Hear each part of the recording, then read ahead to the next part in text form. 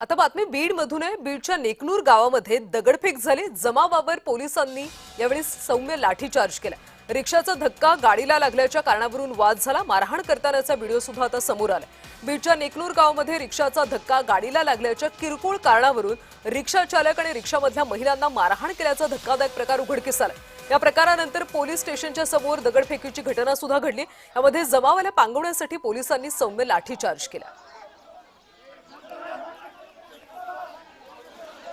या सगळ्या संदर्भात अधिकचे अपडेट्स घेऊयात आमचे प्रतिनिधी अमीर हुसेन यांच्याकडून। अमीर, नेमका काय प्रकार घडला आणि सध्या काय स्थिती आहे? नक्कीच आपण जर बघितलं तर काल रात्री एक घटना घडलेली आहे। रिक्षा चालक आणि मोटरसायकलची धक्काबुक्की झाली होती। त्यानंतर ते मारहाणीत उतरले आणि त्या मारहाणीचं प्रकरण 2 गटात हाणामारी झाली ती नेकनूरमध्ये रात्री घटना घडलेली आहे। उशिरा ही घटना घडली होती। त्यानंतर पोलिसांनी तिकडे दखल झाली आणि त्यांनी दोन्ही बाजूच्या गटाला बाजूला केलं आणि त्यानंतर पोलिसांनी असं सुद्धा म्हणलेलं आहे की जे शहरात सीसीटीव्ही कॅमेरे लावलेले आहेत त्याप्रमाणेच आपण तर जे दोषी असेल त्याच्यावर कारवाई करणार। विशेष म्हणजे या ठिकाणी जर आपण बघितलं तर एक महिला आणि त्याच्या लहान बाळाला सुद्धा मारहाण झालेली आहे आणि महिलांचं असं म्हणणं आहे की रिक्षा चालकचा मोटरसायकलला धक्का लागल्यानंतर मोटरसायकल चालक अंगावर आला, रिक्षा चालकला मारत होता। त्यानंतर त्यांनी आमच्यावर सुद्धा मारहाण केली, लहान बाळाला सुद्धा धक्का दिला असा त्या महिलांचा आरोप आहे। आता हे सगळे आरोप बघता पोलीस म्हणत आहेत की जे काही शहरातले सीसीटीव्ही कॅमेरे आहेत त्याची आम्ही पाहणी करून त्याच्यावर गुन्हा दाखल करणार आहे। सध्याची परिस्थिती स्थिर आहे। विशेष म्हणजे आज नेकनूरमध्ये तर रविवारचा बाजार असतो, आज बाजारपेठ सगळं बंद आहे। अमीर, या आतापर्यंत कुणावर गुन्हे दाखल झालेत का? पोलिसांनी काही अधिकृत माहिती दिली? पोलिसांनी आज कारवाई चालू आहे पोलिसांची। अजून ह्याच्यावर कोणत्याही प्रकारचे गुन्हे दाखल झाले नाही अशी आतापर्यंत माहिती आली नाही आपल्यासमोर, पण गुन्हा दाखल प्रक्रिया सुरू आहे। कारण की पोलिसांचं म्हणणं आहे जेवढे नेकनूरचे पोलीस हद्दीतले सीसीटीव्ही फुटेज आहेत ते कलेक्ट करून ते सगळं पाहूनच ते नंतर गुन्हे दाखल करणार आहेत। नक्कीच अमीर, त्यामुळे सीसीटीव्ही फुटेज मधून नेमकं काय सत्य बाहेर पडतं आणि त्यानंतर कारवाई कशी होते हे पाहणं महत्त्वाचं आहे। धन्यवाद माहितीसाठी।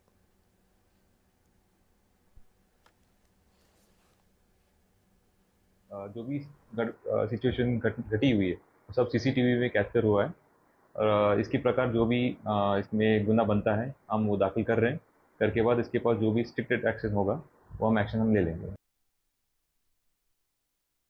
तर बीडच्या नेकनूर गावामध्ये ह्याच्यामध्ये अडवलं, मागून गाडी धक्का दिला त्याने। मी थोड्या जाग्यात ते पडला, बरोबर तर मोहरे आले ते त्याने मला हाणमार केली। माझ्या बहिणीला पण मारलं, लहान लहान लेकरं होते त्यांना पण गचंड्या झाल्या सगळ्या। मी पुन्हा मठात चाललो होते, मग त्यांनी मला भरपूर मारलं, बहिणीला पण मारलं। पाठीमागून धडकीलं त्याने रिक्षाला आणि एवढीच वाट रस्ता होता अहो, त्या ह्याच्यामधून घातली त्यांनी गाडी आणि मी बाळाला घेऊन बसले होते, ही माझ्यापाशी बसली होती आणि ते पुढे रिक्षा चालित होता आणि पुन्हा ते दुसऱ्या माणसाने समोरून गाडी घातली अशी त्याला ओढलं असं थांबून गाडी थांबली की लगेच धरलं गचरला की ओढलं खाली आणि कायचं काट्या मारल्यावर तो मारायला लागले, जनावराला मारल्यासारखं अहो त्याला। आता आम्हाला न्याय पाहिजे। मारणारे किती जण होते आणि किती मोठा प्रमाणात? 5-6 जण होते, 10 जण होते, पुन्हा सगळे जमले, परत भरपूर लय जमले। मी काय म्हणत होता? मारू नका म्हणत होते, तो पडलाय बेशुद्ध झालाय, थांबा थोडं, तरी पण ते वरून मारतच होते। मी उचलत होते, मला तो उचलत नव्हता, सगळे लोक त्यांचेच होते, आमच्यातले 2-3 होते त्यांना पण ऐकत नव्हते ते।